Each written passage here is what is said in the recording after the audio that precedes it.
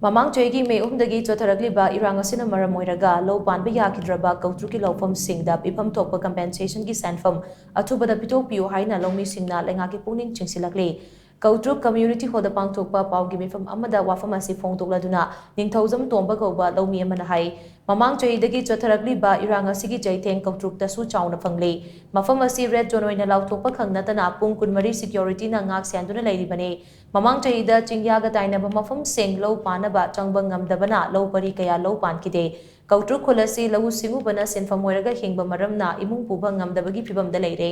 Mamang chahi da mafam kharada security force na ngak selaga low panba yarabasu ayamba mafam singdi low panba yakide leingak na low panba yakidaba lopam singi compensation pinaba thaurang tawkiba matamda mafam asigi loumee shingna low panba yakidaba singi report pishinki leingak na ahanba phase ki oina compensation pithokpada Koutruk loumee ama ani khaki yaukhraga ayamba saru yaurokdaba sina loumee shingda hena awaba mamayoknare maram aduna chief minister na hiramasida midyeng changbiduna athuba matamda loumee singi compensation gi Pipham Thokpa Senpham Pithokpiyu haina mangna phongdoki Handaki second phase da Pithokpigadra haina koina khunja moina loumee farmer moina yamna wana ngaijarpa sadu handaksu cabinet ki koigi kainoda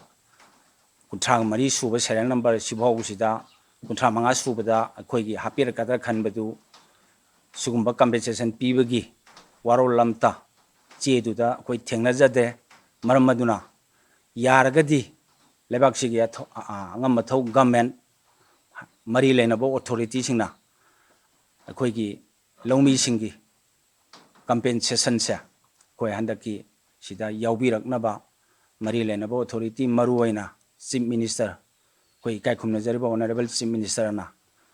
Koutruki praja miyam sibu minungsi utpi boina shenpham du khara thadokpiragadi koi praja singna yamna penjani na aina ngasi phongdokjari Paugi mifam aduda saru yakibe TH Laima Kaubi loumee amana phongdorakpada khulasida leiriba miyoi sing ase lau uraga macha masu sing semjabane mamang chahi da su lau ningthina pankide handak chahi su kari phibam da lakani haibasu tambang ngamde haina sumangna phongdokhi Sarkar na uba ngamdriba lau mafam khara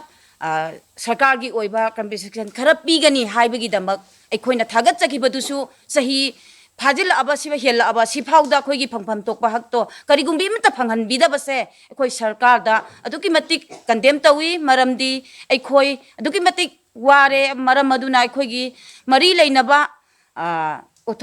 authority singna aduga kaino singna su khoigi damakta yengbire haira kanda khoigi Pipham Thokpa dudi athuba matam da pibiyu natraga di khoi icha sembasu ngamaroi tasena khungang sida khoi leibuju hingbasu ngamaroi maram duna amukka hena khoigi damak sarkar na mateng pangbire haira kanda khoigi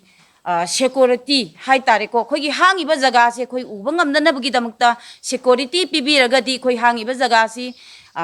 sahi ani si uba ngamhaudraga su Mathangi lakadawriba chahi da khoi uba ngambagi khudong chabado sarkar gi maigai dagi mieng changbiu